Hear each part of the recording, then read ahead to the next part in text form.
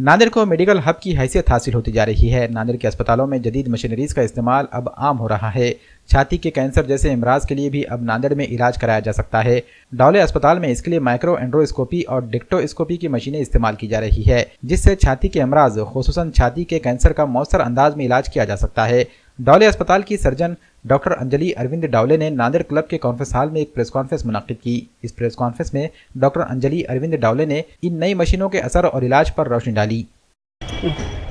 डक्टोस्कोपी ये जो micro endoscopic technique है, जिसके ज़रिए हम असंख्य महिलाओं का जो ब्रेस्ट कैंसर का जो प्रमाण दिन बे दिन बढ़ रहा है समाज में, इसके लिए जो निपल में से एक प्रकार का अलग लाल कलर का, हरे कलर का, लाल कलर या काले कलर का पानी अगर निपल में से आता है तो इसके लिए जांच करने वाली एक यंत्रणा, जिसको अपन डक्टोस्कोपी या माइक्रो एंडोस्कोपिक डक्टोस्कोपी बोलेंगे, जिसमें से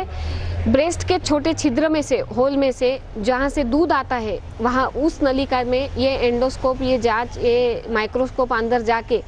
जो नलिका में सूज है उसका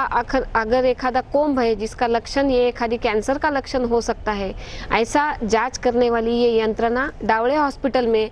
चालू करने में नांदेड़ में हमें बहुत आनंद हो रहा है। और ये